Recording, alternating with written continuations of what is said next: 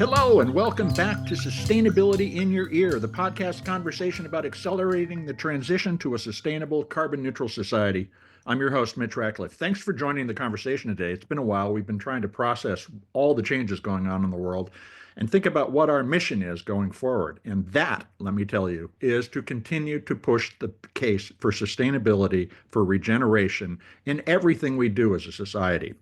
And today we're going to talk about plastic and paper waste, particularly from product packaging. It remains an environmental crisis, with millions of tons of packaging ending up in landfills and the ocean every year. Despite growing consumer demand for sustainable alternatives, many companies still struggle to balance eco-responsible packaging with cost, performance, and their branding needs. And the result? It's a world where companies' convenience wins over sustainability, and the onus to recycle is placed on consumers. So, in other words, companies dump unrecyclable packaging into the market and leave us to clean up the associated mess, as well as to pay the cost of doing it. Our guest today is Elizabeth Corbett, President of Enterprise Sales at AE Global, a leading packaging maker. Elizabeth helps brands in the cannabis, health and beauty, and consumer goods industries transition to packaging that is both smarter and greener. With over 25 years of experience, she has developed growth strategies and designed sustainable packaging for some of the world's largest and most iconic brands, including Estee Lauder, Starbucks Teavana, and Tiffany and Company. Elizabeth argues that businesses don't have to choose between aesthetics, functionality, and environmental responsibility. She says they can have it all. She also works closely with the Ocean Recovery Group, a pioneering initiative dedicated to collecting, cleaning, and recycling ocean-bound plastics to turn waste into valuable materials in an increasingly closed loop that can eventually eliminate plastic pollution. We'll also discuss innovations in reusable, recyclable, and compostable packaging and how brands can achieve sustainability without sacrificing cost effectiveness. You can learn more about Elizabeth and AE Global's work at aeglobal.com. AE Global's all one word, no space, no dash, aeglobal.com. We'll get to the conversation right after this brief commercial break.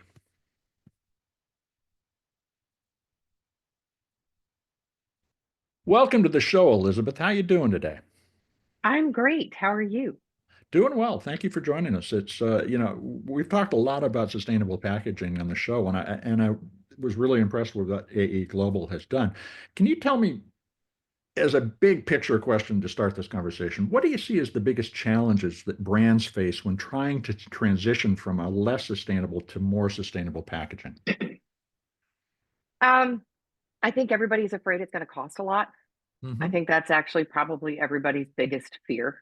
And it can cost more depending on what you're going to do. But I think if you go into it with the mindset of trying to make it cost neutral or maybe a tiny bit less or a tiny bit more, that's probably the best way to go into it and to work with a good partner like an AE Global or maybe your current packaging provider or maybe look at new ones to be able to look at it from a big picture perspective and hopefully not leave anything off the table. I think the other thing is make sure that you have buy-in from your whole organization. It's really critical. I worked on a project last year with Culligan Water that was a pretty big project. Before I started working with Culligan, I always thought of them as the Culligan man, right? The guy who comes to your door with the big bottle, and they're a lot more than that. And we worked on a project with them that's launching that's launched that's basically pitchers that would it's their zero water. It competes with people like Brita. And one Hmm. of the things that really impressed me was the first day, very first day, we're sitting in the room with all these stakeholders in Chicago, and there were three stakeholders from their ESG team. That was the first time that I had experienced that and really saw the evolution of like I did a project 8 years ago that I still remember getting a phone call. It was launching, right? We'd been working on it for a year and a half. It's packaging for like 7 new product lines. I get a phone call and it's one of their marketing people. And they're like, hey, I know we're launching this. I need to find out what's sustainable about the packaging we just did. And I'm like, wow, okay. So we started working on that a year and a half ago. The good news is, having grown up in Oregon and having a sustainable mindset, there are decisions that I had made for them and recommendations for them that were able to tie into that. Yes, there are sustainable things that we did, But that never happens anymore. That is something that's table stakes. It's in the very first conversation. It's not, Really? oh, we're a year and a half into it. We've already done all this stuff. It's our first question. You suggested that it could be cheaper. Is It could sustainable be. packaging really potentially cheaper? And can you give me an example of an opportunity to lower the cost of packaging that could be more sustainable? Absolutely. So the number one cost in any package, whether it's a jar or a box or a tin, is the cost of the material itself. Hmm. So for example, if you're looking at a box, about 50 to 55% of the cost of that box is the material. If you analyze that existing box, for example, and you figure out that it's 10 to 20% too big, and you're able to right size that, I save the customer money and I also made a sustainable move because I reduced the amount of packaging they were using. Going beyond lightweighting, are there other strategies for reducing the cost of packaging by turning to sustainable options? Um, I mean, I don't really think of that as lightweighting, Okay. because lightweighting is different from a cost. Eliminating some of the packaging. Hmm. A good example would be you might have a nutraceutical that for retail it needs to be have a secondary package, but maybe half of your business is direct to consumer. Yeah. So eliminate the secondary package for the DTC. I have more and more customers who are open to having a different experience for direct to consumer versus in retail. So that's a really easy way to reduce costs and to make a move from a sustainability perspective. You're eliminating an entire SKU. Well, you're also, with direct to consumer, you have an interesting opportunity to establish a subscription relationship that also includes reduced packaging. And that seems to me to be a really potentially fruitful way to approach a consumer to say, let's make a difference together. It does. It's funny. Not everybody's open to that yet. From a brand perspective, I'm a big believer in creating a really beautiful jar that can sit on your kitchen counter or it can sit in your bathroom counter and look really nice. Seed would be a really good example. I have another nutraceutical brand that we're working with that we've done a really custom jar concept, custom color. It's going to be a great experience for the customer. And our whole design, our whole idea was to be able to have it on a kitchen counter and it would look fine there. Like I wish my dog supplements came in a nice jar, because right now they're in a plastic jar on my counter. In that case, we were able to go into the program together with my new customer. And from the very start, I said, hey, are you going to have subscription? They said yes. Then we need to do a refill and a flexible. Because the flexible I can do as a 40% post consumer pouch. It's going to be significantly less expensive than your jar, and it's going to Mhm. be significantly less expensive to ship. So those are things to be hopefully, coming up as early in the conversation, but you'd be surprised how many people aren't doing that yet. Why do you think that is? Maybe they're afraid of how it looks for the brand, right? They feel that maybe it looks like it's downscaling the brand. There are a lot of people who are worried about how does it look to be flexible packaging. There are so many things being done in flexible packaging right now that are great from a sustainability perspective, and long term there will be even more. But think about how much less energy it costs to make that pouch than it did the Yeah. jar. Think about the fact that I can make the pouch here and most of the jars are still all made offshore because most of us don't have a choice. So you look at that footprint, just easier from a storage perspective, everything. I can do my pouch 40% post consumer.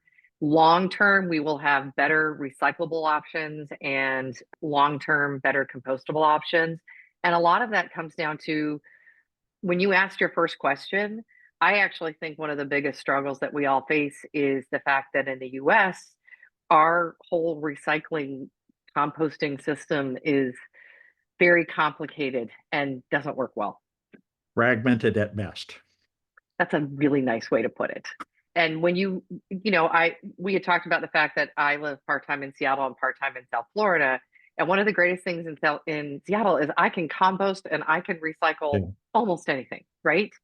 And in South Florida, when I first got here and moved into my home in Fort Lauderdale and figured out I couldn't compost anything, I wrote them a letter saying that they should start a composting program. I'm sure they laughed heartily and put it on a wall because I bet they don't get many of those. But Washingtonian showing up in Florida. that's exactly right. That's probably how people feel about Californians too, right? Mhm. Or Oregonians. So I actually think one of the bigger part of the struggles. And it's interesting, states like Oregon, Washington, California are all attacking the brand owner about being responsible for what happens to the package in the end life. Well, to me, they should be looking internally, right? About what are we doing about making it so it's easier for the consumer to recycle or compost something. Well, so that brings us to the concept of extended producer responsibility and how do they Right. share the cost with the brands of making it easy for consumers to bring the material back to potential reuse.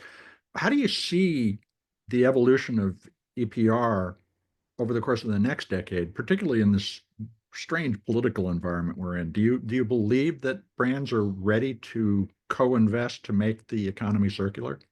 I think they will do the bare minimum to meet the regulations, Okay. and not to be negative. I think everybody. I work with a lot of brands that are above board and trying to do the right thing. And Hmm. we're already trying. I mean, there are so many brands that were trying to do the right thing before any of this happened, right? Making sure my packaging has some recycled content if possible, making sure that it's recyclable, trying to think about the overall footprint. The whole responsibility feature for me comes back to the. I really think that it's the municipalities or the states. You can't you can't blame it all on the municipality. You can't put it all on them. It's got to be the states and unfortunately federal government probably too helping to be able to develop programs because like the city of Seattle has figured out how to make money on composting. That's great, right? Yep. I think San Francisco has. I know Mhm. Portland has. It's possible, but I think states have so many other issues that they're dealing with, whether it's figuring out education or Medicaid. This falls pretty, I think, probably pretty low on the totem pole, don't you think? Unfortunately, yes. However, we need to make progress across a wide range of issues. And so one of the areas that seems potentially valuable is consumer education about how to get people to participate in the circular process.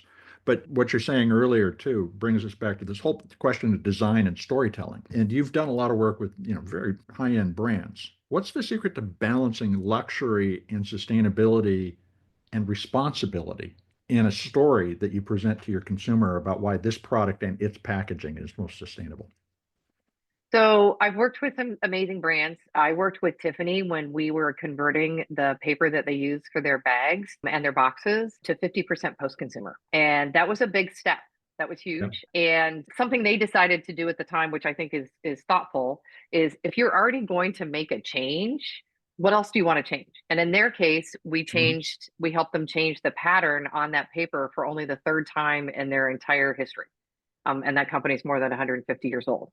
So there were a lot of things that we kept in mind. One is the color is paramount. We all know that Tiffany blue Mhm. is Tiffany blue. You don't mess that up. So whatever we did, it still had to be that shade. You could not sacrifice the performance at all. So that box still has to be beautiful. The bag still has to be beautiful. It still has to have that beautiful pattern.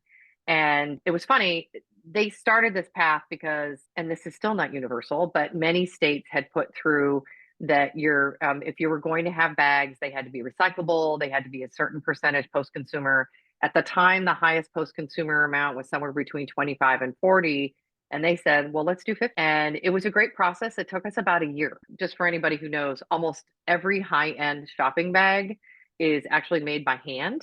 And Mhm. they're made in either Asia or some are made in Europe, but these were made in Asia. So we actually had to send some of our technical people to their two facilities in China that were making the bags to help them and get feedback because moving to a 50% post-consumer product is actually really different. The fibers change the behavior of the paper itself or Mhm. how it responds to the package. So we had to work with their plants. We had to do some tweaking on our side to make it so that that looked perfect. It was a great learning process. So in that case, so Tiff and the other thing they moved to at that point, they moved to FSC, and I don't know Mhm. if so Forest Stewardship Council certified, and they put that everywhere. They put it in their sustainability report. They put it on their packaging that it's FSC and that it's 50% post consumer.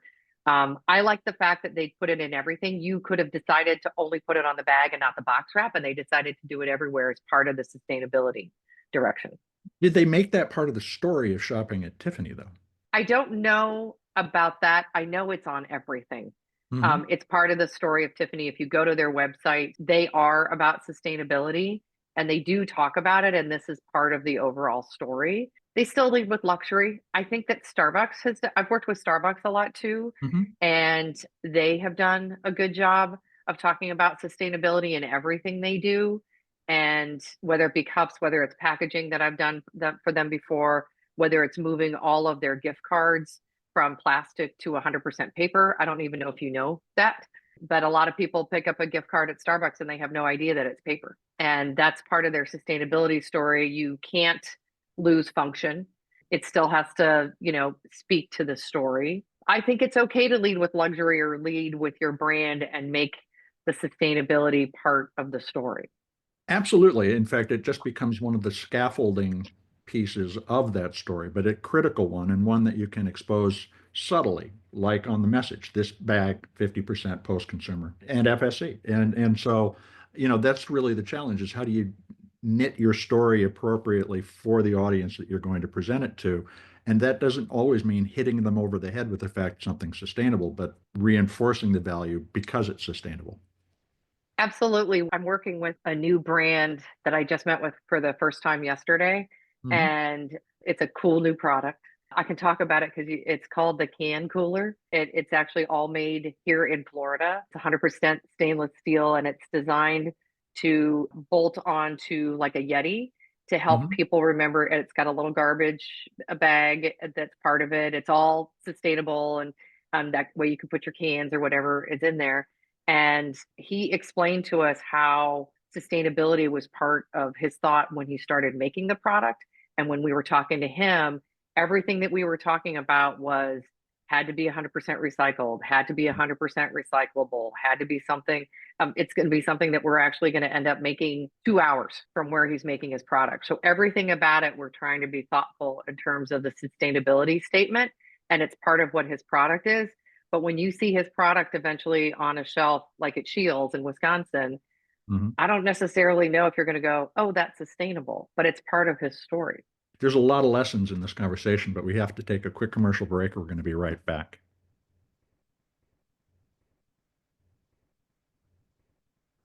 Now, let's get back to the conversation with sustainable packaging innovator Elizabeth Corbett, who is president of enterprise sales at AE Global, a packaging maker based in Miami. Elizabeth, you've done a lot of work with the Ocean Recovery Group, which is a social Mhm. enterprise based in the Dominican Republic, and they collect ocean plastics. How does AE Global integrate recovered ocean-bound plastics into packaging solutions?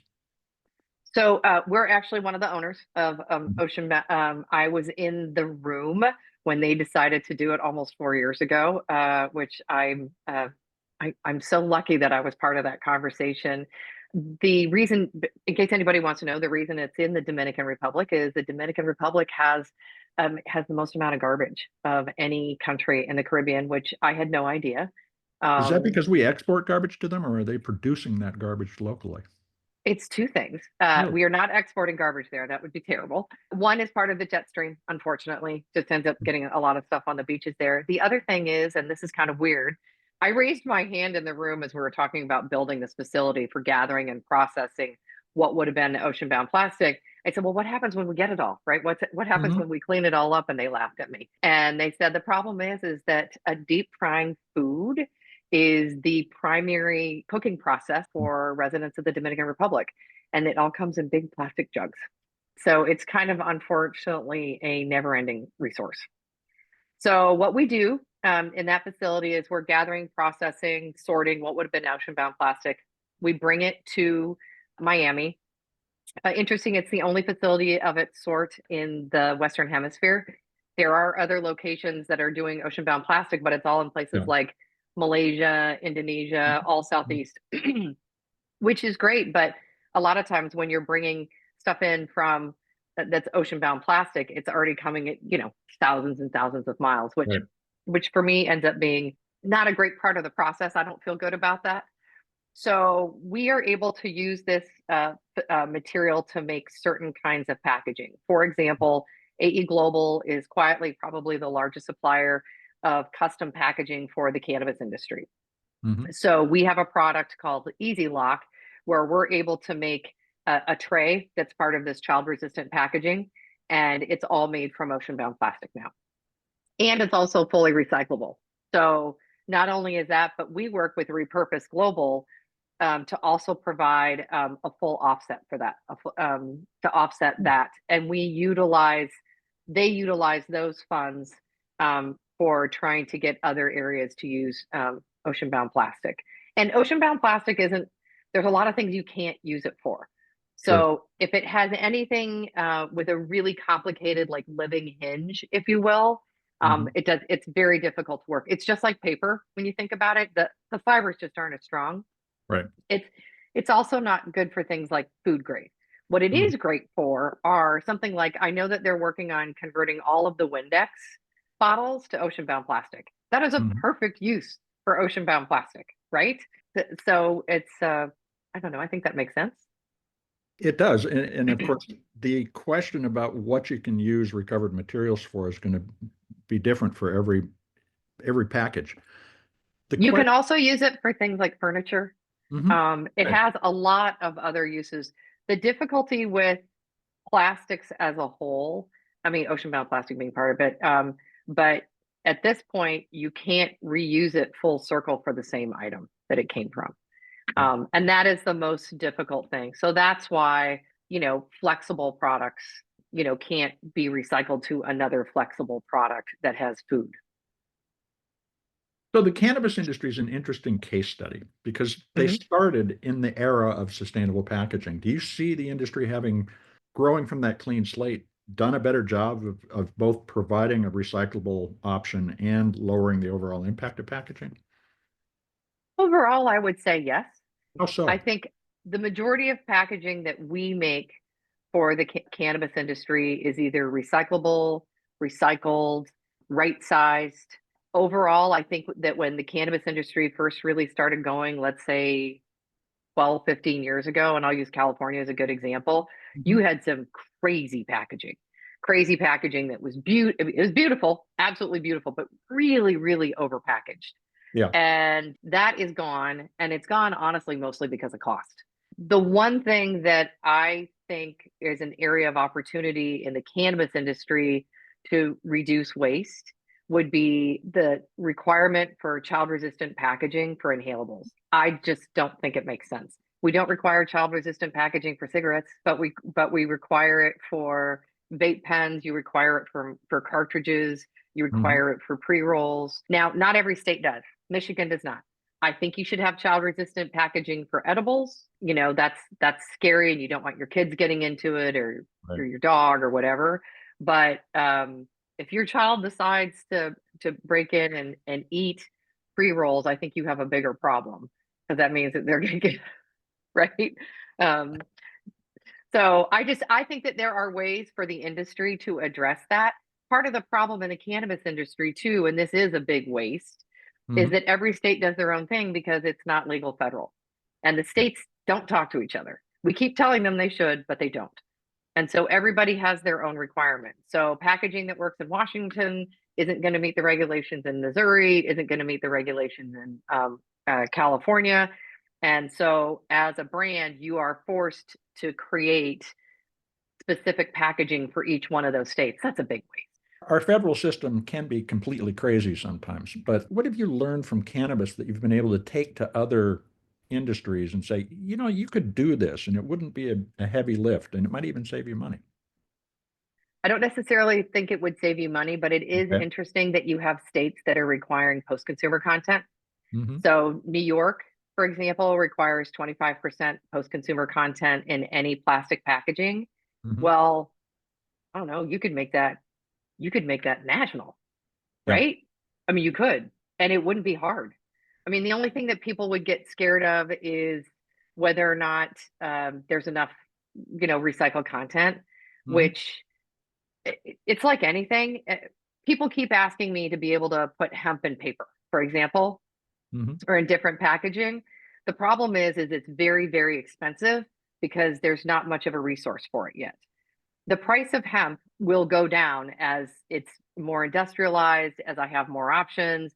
I can make hemp packaging, whether it be a jar where it's plastic mixed with hemp or whether it's a paper box. Same thing with the recycled content. As demand grows, then the market feeds that and then price will come down. For example, for me, for 25% post-consumer jars going into New York, or let's say airless pumps, it's cost neutral. If you think about it from that perspective, then it's creating the demand for post-consumer material that's the problem. Mm-hmm. In this political environment, do you see there's a hope, or maybe we come through this political environment and go, gee, there is a national approach to this that would work, that would drive demand for things like hemp, things like post-consumer plastics? Take the federal part out of it, because I Okay. mean the environment's kind of strange regarding the environment. I'm going to go back to the Tiffany story. Okay. So when you had states starting to require 25 and 40% post-consumer, I'm Tiffany. I operate in, I'm just going to guess, 30 states, right? I'm not going to make a bag that only works in California and Washington. Whatever I'm going to do is going to work everywhere. So I have encouraged customers and shown them, let's say that they are doing flour and they're doing packaging in 5 states, right? And New York is one of them, which means that has to be 25% post-consumer, to try to encourage them to buy it in such a way that I get to 25% post-consumer for 5 states, but it ends up being cost neutral, because it would be more expensive if they only bought the New York pouch that way. But if they bought their pouches for all 5 states, then the volume grows, then my price comes down, and then I'm actually able to give them that New York pouch at the same price as they would have bought the other states. That's, I think, the best way to do this in terms of to drive more sustainable actions in terms of packaging. Because if you have a state like California who decides all flexible packaging has to be 25% post-consumer, right? And we give you 3 years to do that.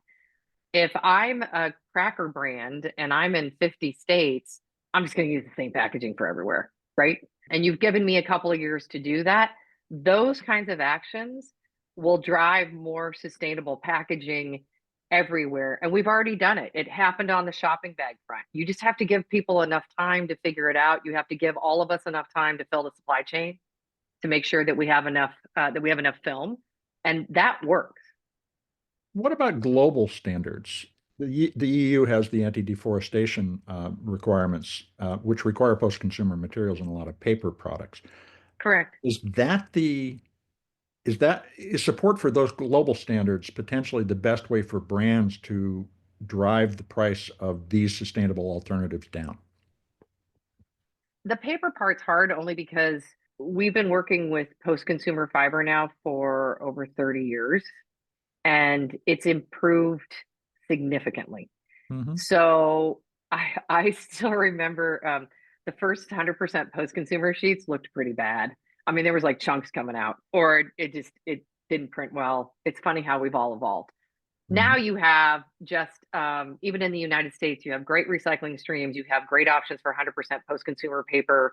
You don't have to sacrifice in terms of appearance. You don't have to sacrifice in terms of cost. That is possible in whether it be rigid plastic jars. That's possible in flexible packaging. I don't think it's a bad idea. I think it just takes, again, you've got to make sure that you have the supply chain. You could follow certain requirements in Europe as long as you have the supply chain to do it. I mean, Right. their market's just smaller. So what advice would you give to a company that listens to this conversation and says, boy, we should try this sustainable packaging thing? What would you tell them what are the first questions to ask or decisions to make? There's 2 ways to do this. You can choose, a perfect example is what we did with Culligan. We did this with a new brand and we did it with an existing brand. And you can start from scratch and make sure that it's understood at the very beginning what you're trying to achieve, and actually look at, okay, does it cost me any more to do 30% post-consumer in this packaging? Does it cost me any more to do FSC? If there's plastic, what's my cost considerations for doing 25 or 40%? If it's an existing brand, and this is what we've done. I worked with a brand last year that it had 150 SKUs, and we sent all 150 SKUs to our location. I spent 2 days personally with our VP of innovation looking at every single box. In that case, we found probably 40% of the boxes were too big, and they were shocked. This happens all the time. You have companies that have bought brands, right? Like I just came from Expo West, and one of the booths there has 8 brands that used to have their individual booths that they've bought, right? So if you're a company and you keep buying brands, I guarantee you're not looking at every box or bag or anything or jar that you've just bought. And that's what happened to this company. So it was a matter of looking at each one individually, figuring out there were some items we could lightweight. They had 5 items that actually had plastic thermoform inserts that we were able to convert to corrugated. I mean, that's an easy lift, right? Yeah. Really easy lift. And in that case, we were able to make it cost neutral because the corrugated insert was more, but we made the size of the box smaller. So overall, it ended up being cost neutral. Making sure that in this case, some of the products had been manufactured in China. And so they were doing a matte litho to it in China. So it was making it not recyclable. They had no idea, right? Nobody had ever had that conversation with them. And the one thing I would say is be really, really open-minded, because when I gave this customer the feedback in the very first meeting, and it was this huge group of 20 people, and you have to remember, you never want to tell somebody's baby that it's ugly. Yeah. Right. And so at the very beginning of the conversation, I started getting some pushback, and they were like, that can't be. That there's no way that any of our boxes are too big. And I had to take a step back, and I was like, hey, you guys have bought all these companies, right? Have you personally held every single one of these 150 boxes? I just did. And I said, and I'm not telling you that you've done anything wrong. My job is to help you. And in this case, the goal was to save them money and to make it more sustainable. I think it's being open-minded, and literally as simple as having whether it's a new packaging provider who's offered to help you, your existing one, sit in a room with all your stuff. You'd be surprised what you find. It was actually a great experience. Empirical evidence can be pretty compelling. It is. And also with fresh eyes, right? Fresh eyes. Exactly. Well, and that's why you bring somebody in from the outside. One last question. Could you put yourself 10 years out in the future and look at what we're working on today? Are there particular innovations in packaging that we're going to recognize were revolutionary in retrospect? Getting compostable film right. Okay. How do you do that? So I am not a scientist. I was pre-med for 2 years at U of O and ended up hating chemistry. So there you go. I think the issue with compostable film is that by nature, it starts to break down the moment it's made. Yep. So, and I've worked with somebody personally who unfortunately put all of their potato chips in compostable bags made in Western Canada, where there's not a lot of humidity, sold it through Whole Foods. Guess what? When those bags hit South Florida and the humidity hits them, you've got chips that are literally going stale 3 months before their end date. So compostable film, I feel, will be a huge game changer, and it won't be 10 years from now. Do you see composite materials that include that compostable film being fully compostable in the long term? Yeah, I do. I think that can happen. Great. And the other thing is understanding the difference between home compostable and industrial compostable. Yeah. I mean, and now we're back to the municipality issue. Working with municipalities, hopefully, like we talked about, as you have more regulation that's driven by states that can help everybody. And again, if New York moves beyond cannabis and says all plastic packaging that enters the state of New York has to be 25% post-consumer, well, that's going to make a lot of companies go, okay, we got to look at all of our stuff, and we're going to have to make it all 25% post-consumer, right? If one of the largest, it's what, they're maybe 4th in the US. You'd have to make it happen for everybody. Exactly. Or California or Texas or Florida could do this as well. Yep. Not as likely, Absolutely. but the opportunity to create new industries exists if we do so. And particularly in collecting all this material that we're currently throwing away. It would be amazing if we could turn that into value. And if I were an environmental organization, that's what I would be doing to try to drive change, because that that will make it happen. Because again, if I'm PepsiCo, I'm not going to have a choice, right? I'm going to have to figure it out. Well, Elizabeth, there's so much to figure out, but thank you for spending time talking about it because I think we're further along the way. I appreciate it. This was fun.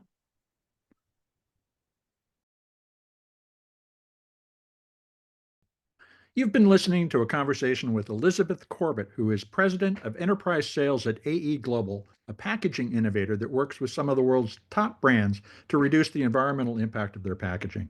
You can learn more about AE Global at aeglobal.com. That's all one word, no space, no dash, aeglobal.com. Elizabeth made an absolutely essential point. The largest states, and two of them are blue states, have the power to move national packaging practices by setting standards for the products that are sold there. New York's post-consumer recycled paper bag requirements shaped packaging decisions for brands across the country. And as she said, the best way to get sustainable packaging done is to establish PCR requirements in New York, California, Florida, or Texas for big markets from which no national brand can afford to be absent. Now, can that be done in this political environment? Let's consider that.